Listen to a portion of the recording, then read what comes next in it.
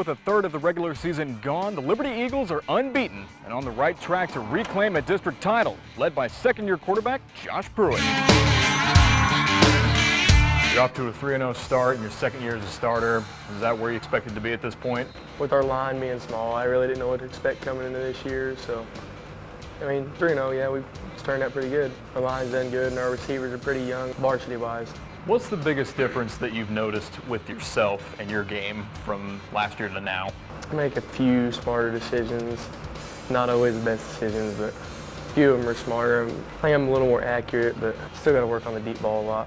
We showed some remnants of that against Thayer. If you had that last year, where you had a first half where you guys are turning it over a couple times, would last year maybe you handle that differently than this year, whereas you came back and composed yourself?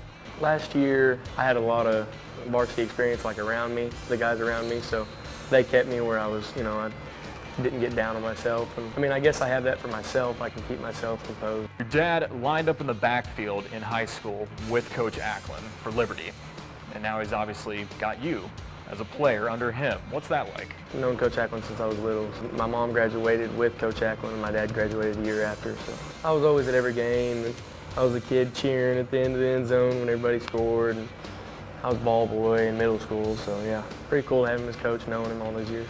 For what you know about Ava, what challenges do they provide? Last year they came out and hit us right in the mouth, and we weren't ready for it, and they were just physical, and that's what I expect out of them, to be physical, and it's gonna be a tough game. That's Liberty quarterback Josh Pruitt. He's part of our KY3 Game of the Week as the Eagles face Ava. Josh, thanks for sitting down with us. Thank you.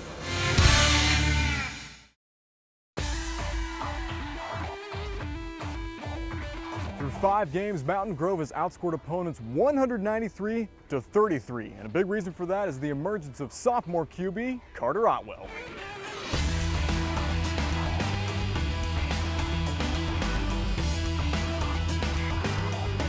Coming in here as a sophomore, how has the transition to quarterback been? A lot faster. You got to get used to doing all your reads and the triple option because you got to know where the ball's going.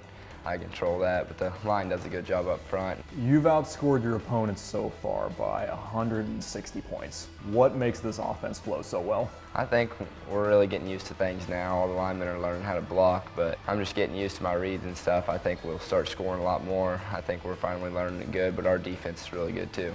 Tristan's one of those, and you two on the ground have been a force. How's that tandem been evolving? Well, me and Tristan played together since we were little. We're related now too. My sister and his dad got married, so I'm his uncle. Now I know that's got to lead to some just smack talk. Yeah, we talk each other up a lot. He says I'm faster. I tell him, yeah, you're faster, but I think I'm better. We just mess with each other. We know we're both pretty good. For the older guys, I think it's going to be more of a transition going to Coach Stuckey. But for you, how's it been, over half the regular season gone? Well, it's a lot different than Johnson. Johnson was more of a yeller and screamer. Stuckey's more of here's how I want it, and he just tells you how it is, and you need to get that done, and he's going to make you run. Liberty, only regular season loss last year. Those things stick in your mind, don't they? Yeah, they beat us 4 years in a row, so everyone knows that we're trying to get some revenge here, and I think we can do it. I have a lot of pressure, but I love it. I love the hype. It's a good time. I just can't wait to play. KY3 Game of the Week is Liberty and Mountain Grove, and this guy's going to be a big part of it, quarterback Carter Otwell. Thanks for sitting down with us. No problem. Thank you.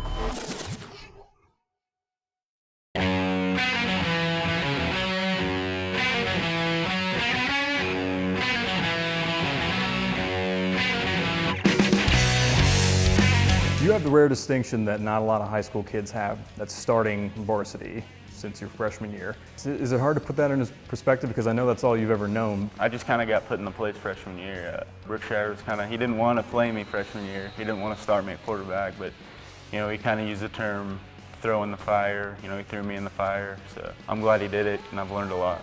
When you came in as a freshman, you said he didn't want to play you. Was there something about your style that you really had to fix? When I threw it, I kind of jumped my legs like that, so I wasn't stepping into my throw all the way.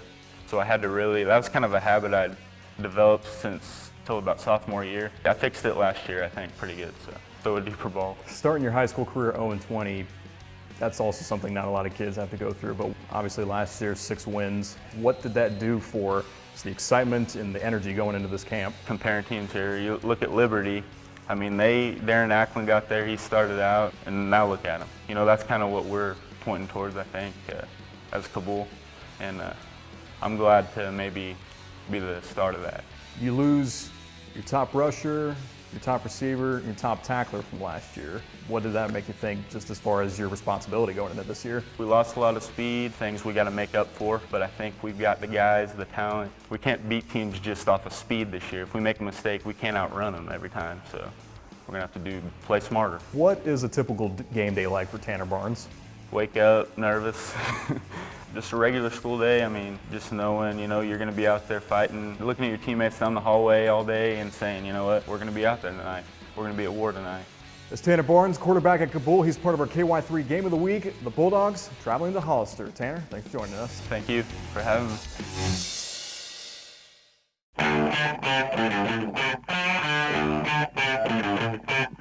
Webb City hasn't lost a game in Missouri since 2009, but got one of their biggest scares in their last trip here to Nixa. Now the Eagles aim to finish the job, and it starts with senior Logan Tyler.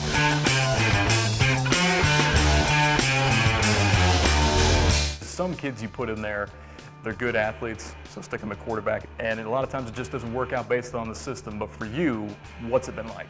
I mean, our system is kind of tailored to me. I'm not the best throwing, but I'm not terrible at it. I mean, it's just not something I really worked on growing up. I think I'm in the perfect system for the type of athlete that I am. Committing to Florida State in June, what's life been like since then? I mean, I've had people say probably once or twice a week just reach out and say, hey man, glad you're coming. Happy to be part of the Knoll fam, just excited to have you down here. And I mean, it's that plus more back. I mean, I can't wait to get down there, but for right now I'm focused on this season. Now to the obvious part, it's Webb City. How different is it this week, just talking to friends, talking to family? They all seem to bring up our game 2 years ago.